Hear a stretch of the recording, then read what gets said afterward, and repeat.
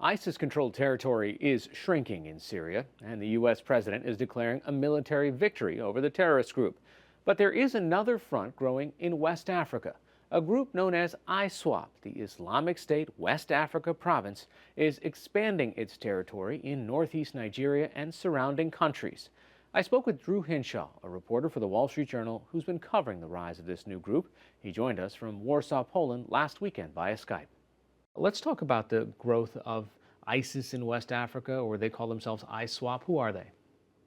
Yeah, thanks for having me. ISWAP is a faction of Boko Haram, or was a faction of Boko Haram that split for a bunch of reasons. One of which is they felt that Boko Haram was just far too brutal on the civilian population, uh, torching villages, all the kind of things you would read about a few years ago, sending young children as suicide bombers.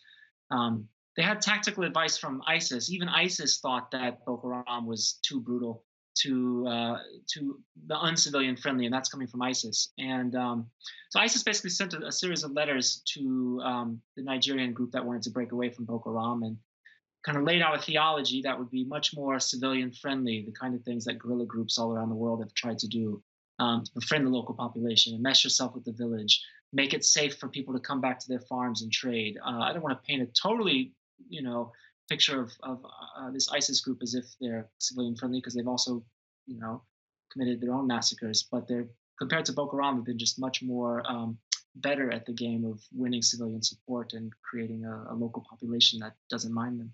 And your reporting points out that they are gaining territory and they're actually making strategic wins and defeating standing military bases.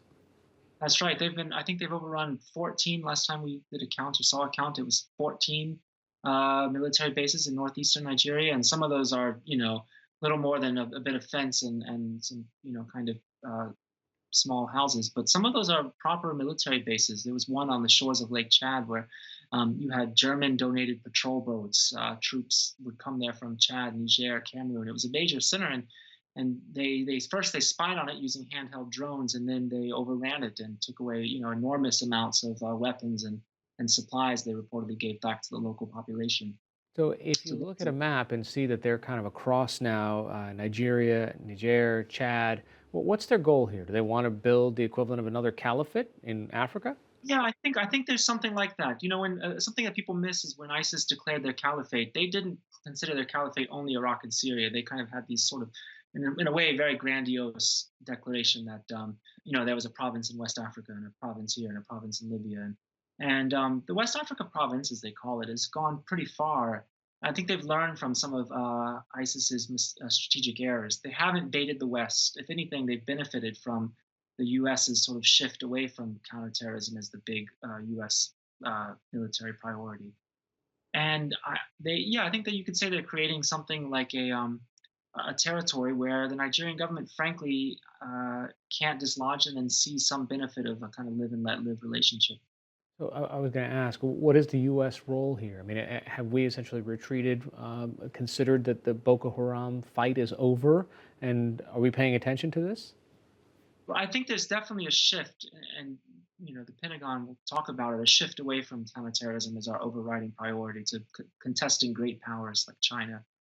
And that means that you've seen a lot of drawbacks in support for counterterrorism missions in West Africa and elsewhere. I think we've cut troop levels by 10% in West Africa, if I've got that number right, which is, it's not huge, but when the U.S. does that, the Nigerians see that as well and say, well, if it's not a priority for the Americans, frankly, this is a part of our country that's not economically productive, where we've had a stalemate for years and years and years.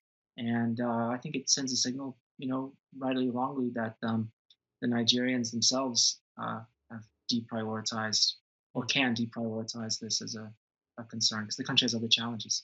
All right, Drew Hinshaw of the Wall Street Journal joining us via Skype from Poland tonight. Thanks so much.